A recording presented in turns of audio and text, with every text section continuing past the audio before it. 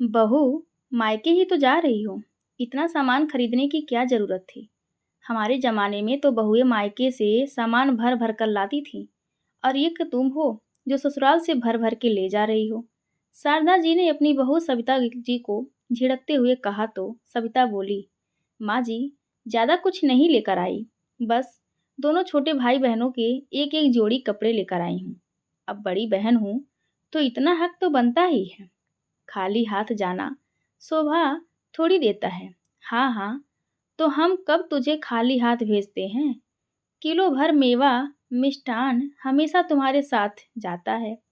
अब इससे ज्यादा और क्या चाहिए तुम्हें?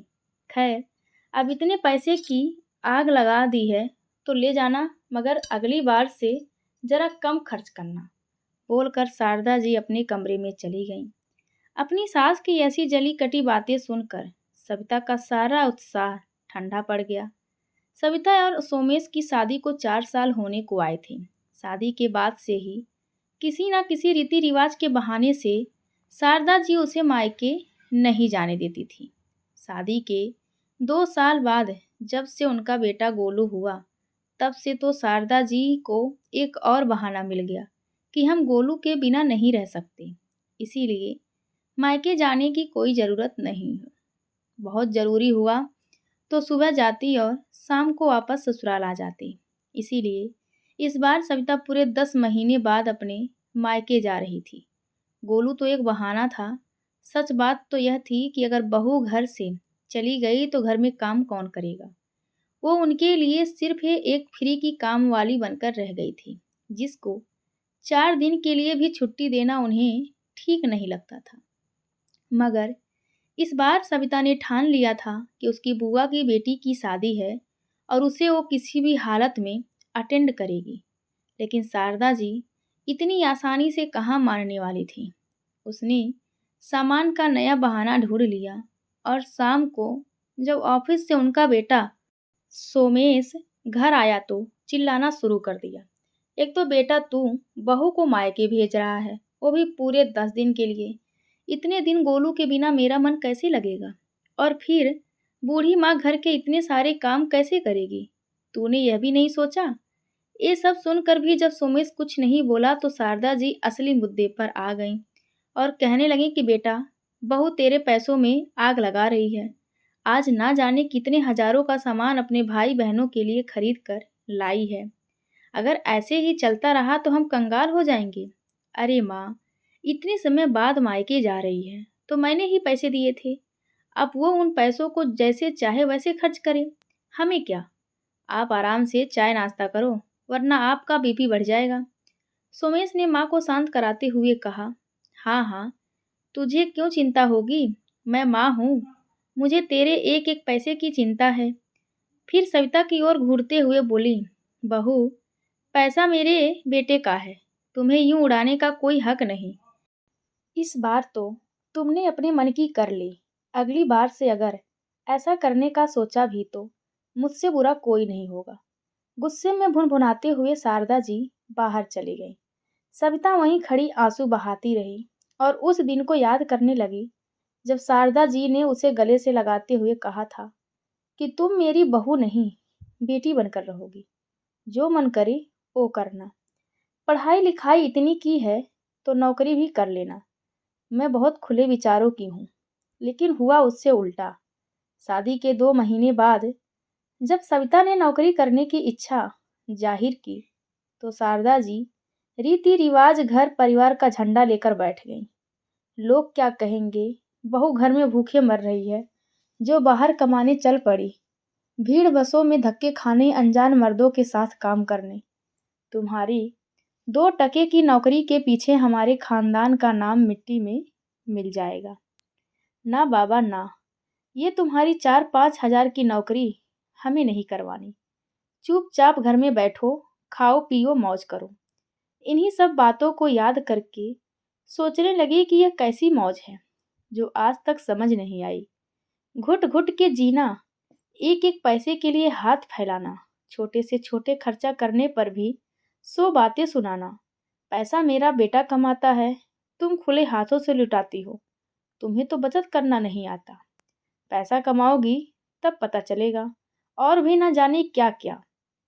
इस घर में आकर तो सविता की सारी ख्वाहिशें खत्म हो गई थी। खैर, अभी वो अपना दिमाग सास की बातों में न लगाकर जितने भी दिन मायके जाने के लिए मिल रहे थे, उसे जी भर के जीना चाहती थी। अगली सुबह सविता अपनी खुशी को मन में दबाए अपने मायके के लिए निकल पड़ी, क्योंकि उसे पता था कि अगर जरा सी भी खुशी उसने जाहिर की तो सास की बीपी कभी भी बढ़ जाएगी, और अगर सास की बीपी बढ़ गई तो अगले 7 दिन तक वो बिस्तर से नहीं उठेंगी और वो मायके नहीं जा पाएगी। इन्हीं सब बातों को याद करते हुए सविता मायके पहुंच गई। वहां पर माँ, पिताजी, भाई, बहन सब उसका बेसब्री से इंतजार कर रहे थे। लाडली बिटिया 10 महीने बाद घर आई थी, तो घर में खुशियां तो आनी ही थी। 2 दिन सविता ने खूब आराम किया। तीसरे दिन सभी लोग बुआ के घर के लिए निकल पड़े। वहां जाकर तो जैसे सविता को पंख ही लग गए। दोनों बुआ जी और सारे भाई बहन मिलकर खूब धमा चौकड़ी मचाते। रात को सभी एक हॉल में बिस्तर बिछाकर सोते, पुरानी यादें ताजा करने लगते। शादी वाले दिन सुबह का सविता का फोन बजा। फोन नंबर देखा तो उसके पति सोमेश का ही फोन था। उसने आज शाम को ही आने के लिए कहा तो सविता भड़क उठी। ये कैसी बातें कर रहे हो? अभी तो मुझे आए 5 दिन ही हुए हैं और आप मुझे आज शाम को ही ले जाने की बात कर रहे हैं। कम से कम विदाई तक तो रुकने दीजिए। फिर गुस्से में चिल्लाई, कैद खाने जैसे घर में शादी हुई है मेरी। गुस्से में बोलकर सविता ने फोन पटक दिया। तभी उसकी बुआ की बेटी प्रिया कमरे में आई और बोली, दीदी क्या बात है, इतना गुस्से में क्यों हो? जीजा जी से क्यों लड़ाई कर रही थी? तू चुप कर, तेरी अभी शादी नहीं हुई है, इसीलिए इतनी जबान चला रही है। बोलकर सविता की आंखों में पानी आ गया।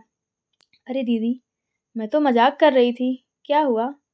कोई बात हो तो मुझे बता दीजिए, हो सकता है मेरे पास आपकी बात का कुछ हल हो। तुझे पता है, मेरी सास के लिए सिर्फ मैं एक नौकरानी हूँ। 5 दिन हुए हैं मुझे आए हुए, और मेरी सास बाथरूम में फिसलने का नाटक कर कर बिस्तर पर लेट गई हैं। डॉक्टर ने तो कहा है कि कोई चोट नहीं आई है, फिर भी रो रो कर कह रही हैं कि बहू को बुलाओ। कहीं पोते को देखे बिना मैं मर जाऊंगी तो मेरी आत्मा भटकती रहेगी।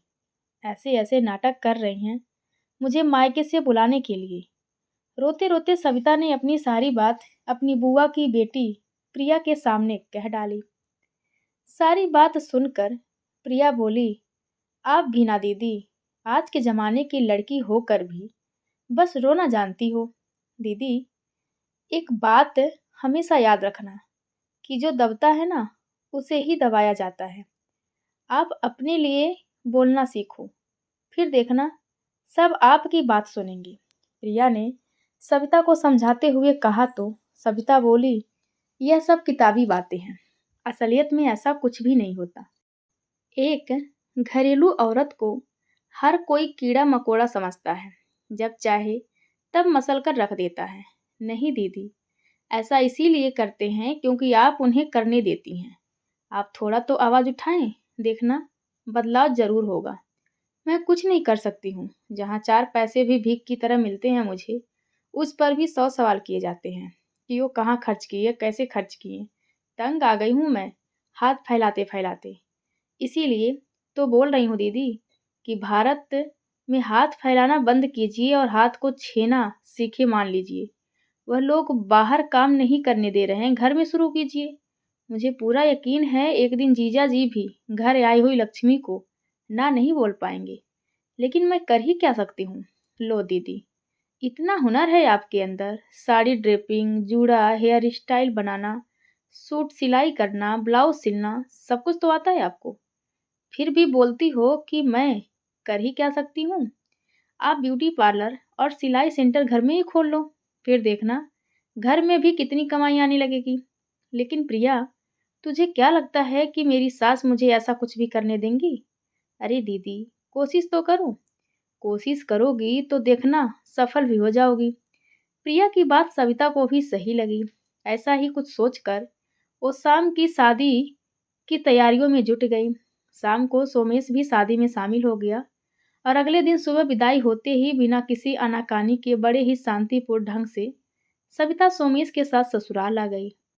सविता को घर में देख सास अगले दिन ही चल भली चंगी हो गईं। उसे पता था कि सास नाटक कर रही हैं और वही हुआ। सोमेश ने भी इतना तो जान लिया था कि माँ ये सब ड्रामा सिर्फ बहू को बुलाने के लिए ही कर रही थी। उसे अच्छे से पता था, लेकिन अगर माँ को कुछ कहता तो जोरू का गुलाम कहकर ना जाने कितनी बातें सुननी पड़ती। इसीलिए चुपचाप रह गया। एक दिन मौका पाकर सविता ने सोमेश से बात की और नीचे वाले खाली पड़े कमरे को पार्लर हाउस बनाने की बात की। तो सोमेश बोला कि मुझे तो कोई दिक्कत नहीं है, पर तुम्हारा आइडिया माँ को अच्छा नहीं लगेगा। देखिए सोमेश, माँ को मेरा घर से बाहर जाकर काम करना पसंद नहीं, मगर ये काम तो मैं घर में रहकर ही कर रही हूँ, और फिर आपको थोड़ा बहुत मेरा सहयोग तो करना ही पड़ेगा। 4 पैसे घर में आएंगे तो सोचो भला तो आपका ही होगा ना। बात सोमेश को भी ठीक लगी। उसने कहा कि ठीक है, मैं बढ़ई को बुलाकर तुम्हारे लिए कमरा ठीक करवाता हूँ। तुम काम शुरू करो, मैं बा से बात करूँगा। जैसे ही सोमेश ने शारदा जी से इस बारे में बात की तो वो तमतमाते हुए अपने बेटे और बहू से बोली, ये घर मेरा है, यहाँ पर कोई पार्लर वालर नहीं खुलेगा। तो सोमेश बोला, माँ ये घर से बाहर जाकर तो काम नहीं कर सकती, पर घर के अंदर तो कर ही सकती है, और मुझसे अकेले इस घर के खर्चे नहीं संभाले जाते। गोलू भी कल को स्कूल जाना शुरू करेगा। हम आखिर कब तक अपनी इच्छाओं को मारते रहेंगे। अगर सविता घर से ही काम करेगी और 4 पैसे कमाएगी तो सहयोग तो मेरा ही होगा ना। देखा, बन गया ना तू जोरू का गुलाम। सोच बेटा, बहू काम करेगी तो घर का सत्यानाश हो जाएगा। लोग कहेंगे कि उनके घर में भूख आ गई है, जो बहू ने घर में ही सिलाई सेंटर और पार्लर खोल लिया है। शारदा जी ने मुंह बनाते हुए कहा तो सोमेश बोला, माँ बस बहुत हुआ। आपने मेरी शादी के समय कहा था कि सविता नौकरी कर सकती है। अगर आज वो नौकरी कर रही होती तो मेरे बराबर कमाती। अब तक सब कुछ आपके हिसाब से ही हुआ है, लेकिन अब थोड़ा बहुत बदलाव तो लाना ही पड़ेगा, वरना जीवन भर पैसों की किचकिच बनी रहेगी। बेटे की बात सुनकर शारदा जी सकते में आ गई।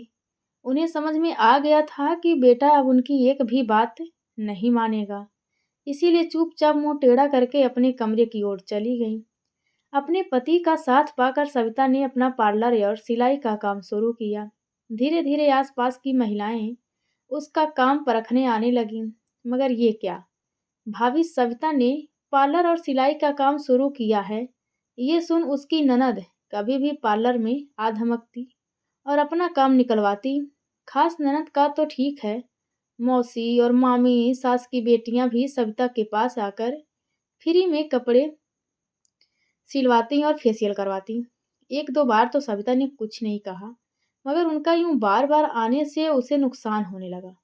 सविता अपनी सास शारदा जी से बोली, माँ जी, दीदी को बोलिए 4-5 बार तो मैंने फ्री में सर्विस दे दी, मगर अब आगे नहीं दे पाऊंगी, क्योंकि मेरी भी क्रीम पाउडर का खर्चा होता है और सूट सिलाई में कितना वक्त जाता है। अगर यूं ही मुफ्त में काम करती रही तो फायदा तो छोड़िए, सिर्फ नुकसान ही होगा मेरा। देखो तो महारानी को, एक बार मेरी बेटी पार्लर में क्या आ गई और 2-4 सूट क्या सिलवा लिए, इसको तो खटकने ही लगी। आने दे अब सोमेश को, तेरी अच्छे से खबर दिलवा दूंगी। अरे बहन बेटियां तो घर में बरक्कत करती हैं, यही सोचकर मैं मेरी बहन और उसकी बेटी को यहाँ आने को कहती हूँ, मगर तुझे तो मेरी बहन बेटियां बुरी लग रही हैं। अब वह दिन भी दूर नहीं जब तुझे मैं भी इस घर में बोझ लगने लगूंगी। माँ जी, मैं आपको अपनी परेशानी बता रही हूँ और आप उल्टा मुझे ही सुना रही हैं। मैंने ऐसा कुछ भी नहीं कहा। अब आप ही बताइए, घोड़ा घास से दोस्ती करेगा तो खाएगा क्या। इतने में सोमेश भी घर आ गया। उसे देखते ही शारदा जी मगरमच्छ की तरह आंसू बहाते हुए बोली, देख लिया तेरी बीवी से काम करवाने का नतीजा। 2-4 बार तेरी बहन और तेरी मौसी क्या आ गई इसके पार्लर में, ये तो मुझे ही 4 बातें सुनाने लगी कि मुफ्त में काम करवा कर जा रही हैं, मुझे नुकसान होगा। अरे बहन बेटियां भी क्या अब मैं पैसे देकर जाएंगी? वैसे भी इस गरीब घर की लड़की ने आज तक मेरी बेटी को दिया ही क्या है? आज जरा सा काम क्या कर दिया तो ये महारानी मुझे चार बातें सुनाने लगी। माँ, बहुत हुआ। आप भी ना छोटी छोटी बातों का बतंगड़ बना देती हो। सविता ने मुझे भी बताया था, दीदी कोई एक बार नहीं आई, वो तो हर दूसरे तीसरे दिन अपनी सहेलियों को लेकर यहाँ चली आती हैं और फ्री फोकट में पार्लर की सर्विस उन्हें दिलवाती हैं और फ्री में कपड़े भी सिलवाती हैं। अगर उस सविता की मेहनत का पैसा दिलवाती तो कोई बात होती, मगर वो तो अपने साथ साथ चार लोगों का काम भी फ्री में करवा रही हैं। अब आप ही बताओ, पार्लर में आया सामान, क्रीम, पाउडर, शैम्पू क्या सब कुछ फ्री में आता है? नए काम को शुरू करने में हमें अपनी पूंजी लगानी पड़ती है। कुछ नहीं तो कम से कम जो लगाया है उतना पैसा तो निकल आए, वरना हमें घाटे में इस पार्लर और सिलाई को बंद ही करना पड़ेगा। घाटे का नाम सुनते ही शारदा जी बहुत खुश हो गईं। आखिर वो यही तो चाहती थी, अपनी बेटी और रिश्तेदारी को जानबूझकर सविता के पार्लर में फ्री में काम करवाने के लिए भेजती, ताकि सविता का नुकसान हो जाए और वो पार्लर बंद करके बैठ जाए। अरे बेटा, मैं तो पहले ही कहती थी, बहू को कुछ अकल नहीं, उसे कुछ नहीं आता, तभी तो मैंने नौकरी नहीं करने दी इसे।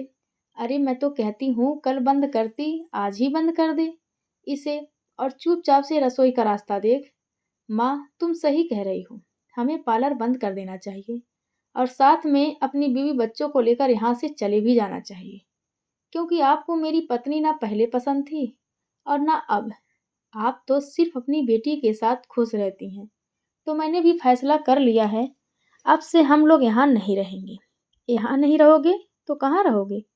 आखिर तुम लोग अपने घर को छोड़कर कहाँ जा सकते हो? बाहर किराया देखा है, जितना कमाता है उसे किराया भी नहीं भर सकता। ऐसे ही बोल दिया कि हाँ, नहीं रहूँगा। शारदा जी गुस्से में बोली तो सोमेश ने कहा कि मैंने ऐसा मकान देखा है, उसमें नीचे दुकान भी है जहाँ सविता अपना पार्लर और सिलाई का काम आराम से कर सकती है।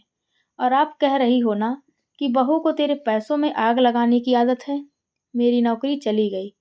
जब मैंने आपसे पैसे मांगे तो आपने क्या कहा कि आपके पास एक फुटी कौड़ी नहीं है, जबकि आपके पास पिताजी की पेंशन आती है। लेकिन आज तक आपने हमें उसमें से एक पैसा भी नहीं दिया। उस वक्त मुझे सविता ने ही बचे खुचे पैसे निकाल कर दिए, ताकि मैं निश्चिंत होकर नौकरी की तलाश में बाहर जा सकूं। यहाँ तक भी ठीक था, मगर अब भी आपने हमें परेशान करने में कोई कमी नहीं छोड़ी। सविता का पार्लर बंद कराने के लिए नए नए पत्रे आजमाए। यही नहीं, दीदी को सोने की चैन भी उसके जन्मदिन पर उपहार में दे दी। अब आप ही बताइए, घर में इतनी तंगी थी और आप सोना बांटती फिर रही थी। आपने अपने बेटे बहू के लिए पीवन नहीं निकाला और बेटी दामाद को तोहफा दिए जा रही हो। यह भेदभाव नहीं तो और क्या है। इसीलिए मैंने फैसला कर लिया है कि आप अपनी बेटी दामाद के साथ खुश रहिए। मैं अपनी बीवी बच्चों को लेकर इस घर से हमेशा के लिए जा रहा हूँ। बोलकर दोनों पति पत्नी अपना सामान बांधने लगे। ये सब सुनकर शारदा जी सकपकाते हुए बोली, अरे बेटा, ऐसा कुछ नहीं है। ये तो तेरी बीवी ने ही तेरे कान भरे हैं। वो तो तेरी बहन की चेन पुरानी हो गई थी, इसीलिए मैंने कुछ रुपए देकर दूसरी बनवाई। और फिर बेटा, तू अपनी माँ को अकेला छोड़कर चला जाएगा तो दुनिया क्या कहेगी? थोड़ी तो शर्म कर बेटा। माँ, गलत तुम कर रही हो और शर्म मुझे आनी चाहिए। यह सब कहाँ का न्याय है? मैं एक नालायक बेटा कहलाना पसंद करूँगा, मगर अभी इस घर में 2 घड़ी भी ना रुकूंगा।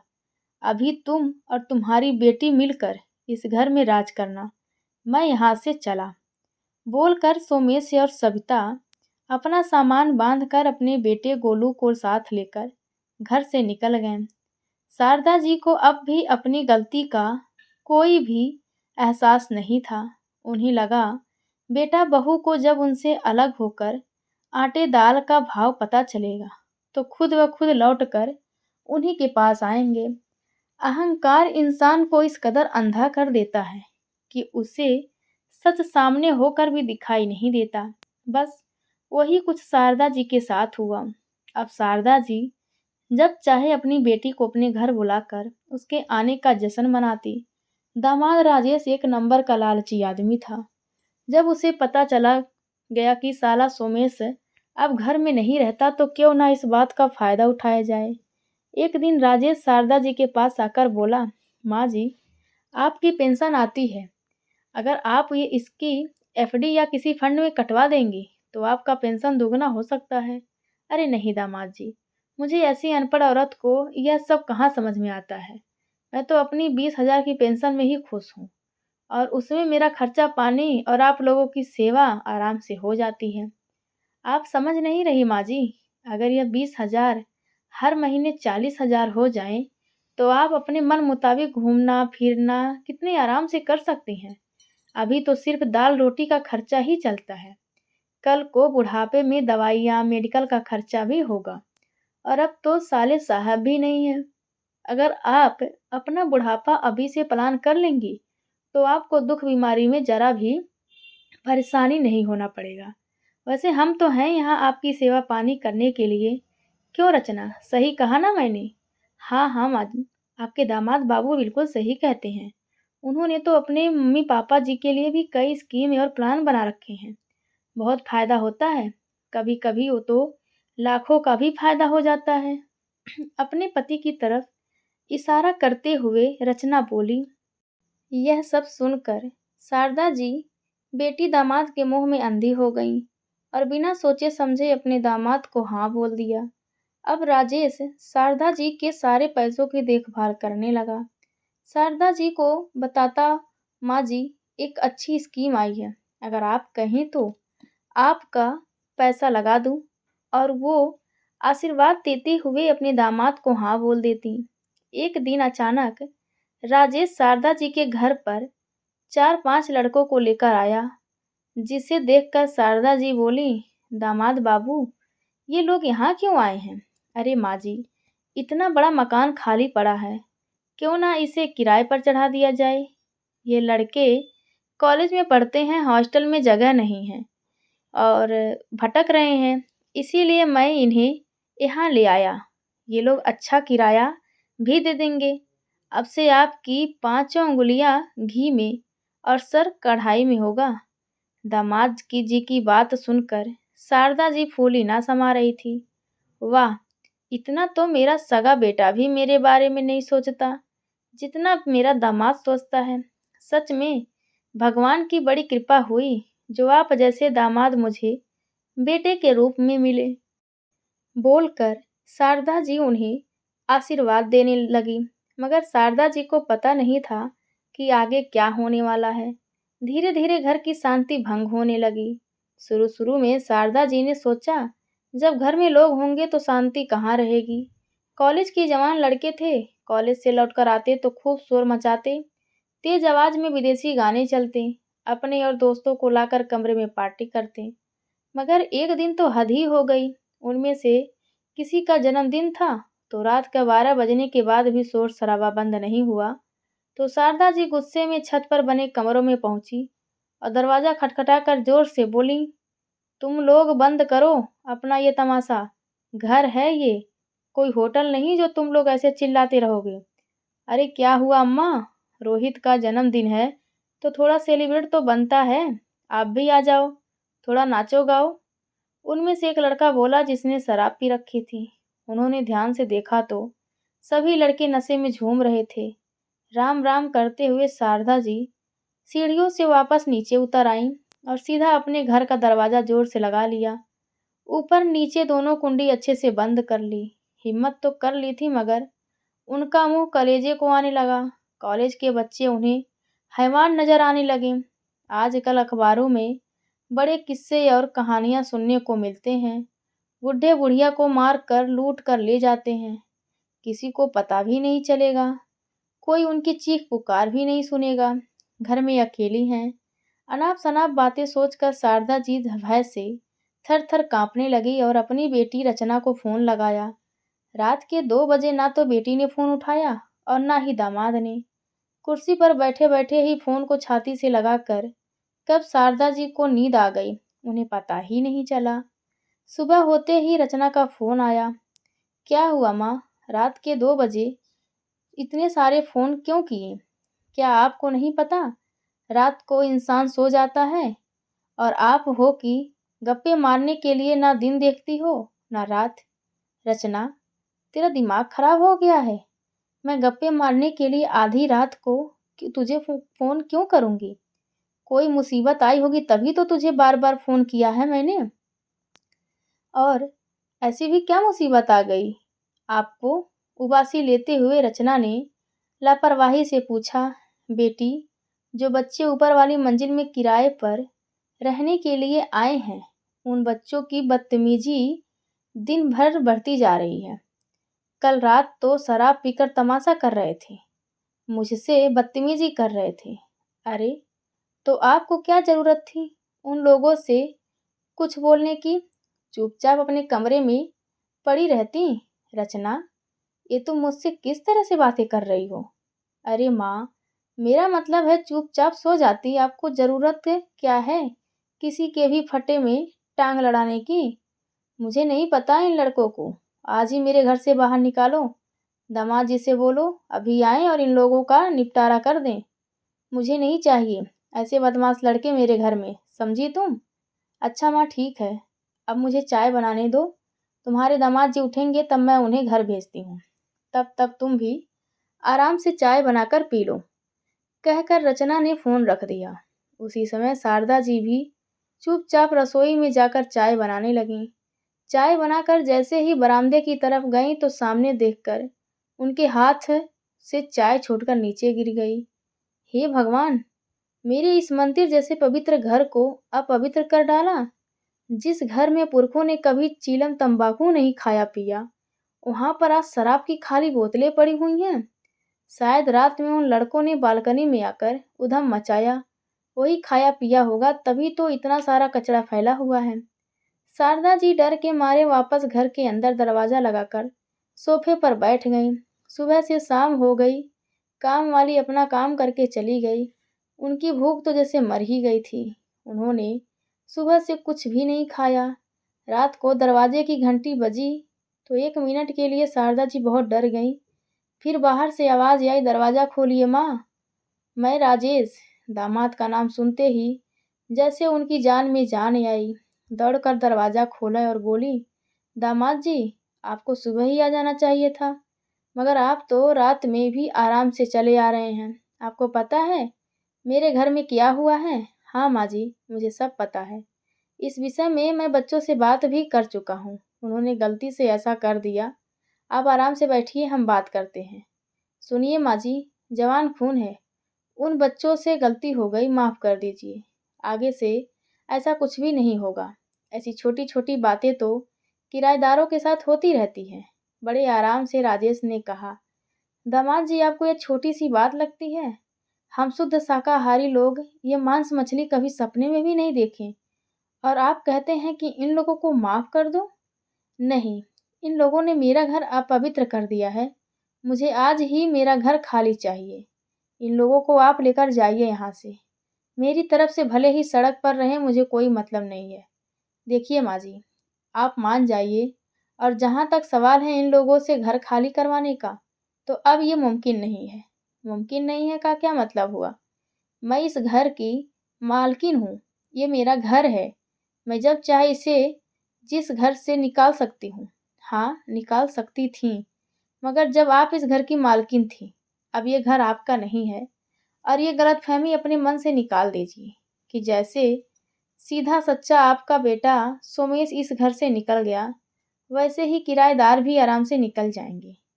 मैंने पैसे एडवांस में ले रखे हैं 2 साल से। पहले इनसे ये घर खाली नहीं करवाया जा सकता। दामाद जी, वो सब तो ठीक है, मगर आपने मुझे ऐसा क्यों कहा कि मैं इस घर की मालकिन नहीं हूँ? गुस्से से शारदा जी बोली, माँ जी, पहले तो मैं आपको बताना नहीं चाहता था, लेकिन अब मैं आपको बता देता हूँ कि इस घर को मैंने अपने नाम करवा लिया है। और अब मैं जब चाहूँ जिसे चाहूँ किराए पर रखूँ। उसमें आपका कोई हस्तक्षेप मुझे नहीं चाहिए। इतने सालों में पहली बार अपने दामाद के मुँह से इतने कठोर शब्द सुनकर शारदा जी सकपका गईं। फिर राजेश बोला, "एक बात मेरी कान खोलकर सुन लीजिए। अगर आपको यहाँ पर रहना है तो बिल्कुल गूंगा बहरा बन के रहना पड़ेगा, वरना फ्री फोकट में रहने वालों के लिए इस घर में कोई जगह नहीं है।" दामाद जी, आप ये मुझसे किस तरह से बात कर रहे हैं? ये मेरा मकान धोखे से अपने नाम करवा लिया? जब रचना को इस बारे में पता चलेगा तो उसे कितना बुरा लगेगा। हमने तुम्हें क्या समझा था और तुम क्या निकले। अभी फोन कर अपनी बेटी को तुम्हारी सारी काली करतूतें बताती हूँ, बोलकर शारदा जी ने अपनी बेटी रचना के पास फोन किया। रचना के फोन उठाते ही शारदा जी ने उसे सारी बात बताई। माँ की बात सुनते ही रचना बोली, "अरे माँ, अब इस बुढ़ापे में तुम्हें इतनी टेंशन लेने की क्या जरूरत है? घर में रहने को मिल रहा है, यही काफ़ी नहीं है तुम्हारे लिए? और फिर अब रुपया पैसा से मोह छोड़ो और भगवान का भजन किया करो। वैसे भी ये सब बाद में आप मुझे ही देने वाली थी। अगर उससे पहले मैंने अपने नाम करवा लिया तो क्या गलत किया? रचना, मुझे तुमसे ये उम्मीद तो नहीं थी कि तुम एक दिन मेरे ही पेट में छुरा घोंसो। तुझे शर्म नहीं आई ये सब करते हुए?